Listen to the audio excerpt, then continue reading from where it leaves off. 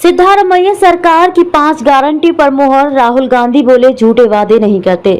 कर्नाटक में कांग्रेस पार्टी की सरकार ने कैबिनेट की पहली बैठक में चुनाव के दौरान की 5 गारंटी को सैद्धांतिक मंजूरी दे दी है। राज्य में भाजपा को हराने में कांग्रेस के इन वादों ने अहम भूमिका निभाई है। कांग्रेस ने इन 5 वादों की घोषणा चुनावी आचार संहिता लागू होने और मैनिफेस्टो जारी करने से काफी पहले कर दी थी। कांग्रेस पार्टी के नेताओं ने चुनाव प्रचार के दौरान बार बार इन वादों को दोहराया था।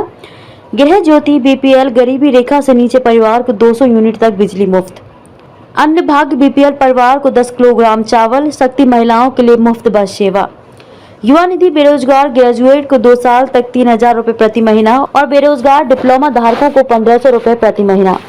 कैबिनेट की बैठक के ठीक बाद मुख्यमंत्री सिद्धारमैया ने पत्रकारों से कहा कि वादे के मुताबिक हमने 5 गारंटी के लिए फंड दिए जाने को सैद्धांतिक तौर पर मंजूरी दे दी है। आज इसे लेकर आदेश भी जारी कर दिया जाएगा। इसे इसी वित्तीय वर्ष से लागू किया जाएगा। इस पर कुल अतिरिक्त खर्च करीब 50,000 करोड़ रुपए आएगा। अगले हफ्ते की कैबिनेट मीटिंग में खर्च के ब्यौरे का खाका तैयार होगा। बीजेपी का कहना है कि इन 5 गारंटियों को लागू करने से राज्य पर कर्ज का बोझ हो जाएगा। मुख्यमंत्री सिद्धारमैया ने इस बयान के लिए बीजेपी पर पलटवार किया। उन्होंने कहा कि मुझे भरोसा है कि राज्य पर कर्ज का बोझ लादे बिना हम इन 5 गारंटियों को लागू करेंगे। मुझे नहीं लगता कि हमारी सरकार के लिए हर साल 50,000 करोड़ रुपए जुटाना नामुमकिन होगा। सिद्धारमैया ने प्रदेश की पूर्ववर्ती बीजेपी सरकार को गैर जिम्मेदार बताया। उन्होंने केंद्रीय वित्त मंत्री निर्मला सीतारमण और प्रधानमंत्री नरेंद्र मोदी की भी आलोचना की। सिद्धारमैया ने कहा कि कैबिनेट की अगली बैठक में वित्तीय असर पर चर्चा होगी, लेकिन जो भी नतीजे आए हम इस लागत पर वापस नहीं जाएंगे। मैंने अधिकारियों से कहा कि वो इंदिरा कैंटीन शहरी गरीबों के लिए योजना की समीक्षा करें। विचार विमर्श के बाद लिया फैसला। सिद्धारमैया ने शपथ ग्रहण समारोह में जाने से पहले अतिरिक्त मुख्य सचिव वित्त ISN प्रसाद, सचिव वित्त जाफर PC से विचार विमर्श किया। अधिकारियों को आमतौर पर कैबिनेट नोट तैयार करने के लिए कहा जाता है। 2013 में कैबिनेट गठन से पहले ही सिद्धारमैया ने अन्य भाग योजना और इसी तरह की अन्य योजना के लिए 4,410 करोड़ रुपए की राशि आवंटित करने को मंजूरी दी थी। सिद्धारमैया का बीजेपी पर हमला। सिद्धारमैया ने कहा कि राज्य का बजट 310 लाख करोड़ रुपए था। समय के साथ हर साल बजट में 10% की वृद्धि होती है। इसके साथ ही सख्त टैक्स कलेक्शन से राज्य का रेवेन्यू बढ़ेगा और कुछ विभागों के टारगेट बढ़ाए जाएंगे। 15वें वित्त आयोग के अनुसार राज्य को 1 लाख करोड़ रुपए मिलने चाहिए थे, लेकिन भाजपा सरकार इतनी नासमझ और गैर जिम्मेदार थी कि उसने उस राशि को लेने की जहमत ही नहीं उठाई। उन्होंने कहा कि इतना ही नहीं, 15वें वित्त आयोग की अंतरिम रिपोर्ट में 5,495 करोड़ रुपए की सिफारिश की गई थी। उसे भी भाजपा सरकार ने नहीं मांगा और इस आंकड़े को कर्नाटक से राज्यसभा सांसद और वित्त मंत्री निर्मला सीतारमण ने हटा दिया। उनके और प्रधानमंत्री नरेंद्र मोदी की वजह से हमारे राज्य को नुकसान हुआ है।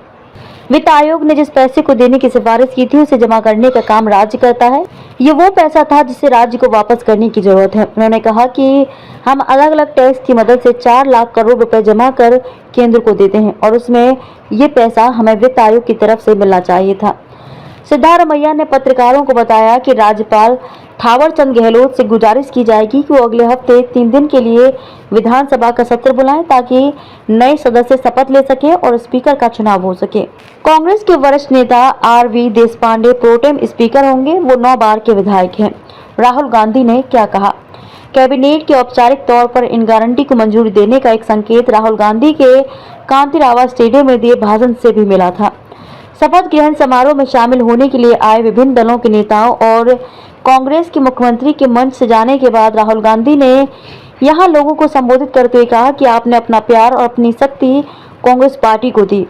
हम इस बात को कभी नहीं भूलेंगे। ये सरकार दिल से आपके लिए काम करेगी। हम झूठे वादे नहीं करते, हम वादे पूरे करेंगे। राहुल ने कहा कि पिछले 5 सालों में आपने कौन सी मुश्किलें सहन की, वो आप और हम जानते हैं। मीडिया में बहुत लिखा गया कि ये चुनाव कांग्रेस पार्टी क्यों जीती। अलग अलग विश्लेषण हुआ, अलग अलग थ्योरी चली। कांग्रेस नेता राहुल गांधी ने कहा कि हमारे साथ सच और गरीब थे।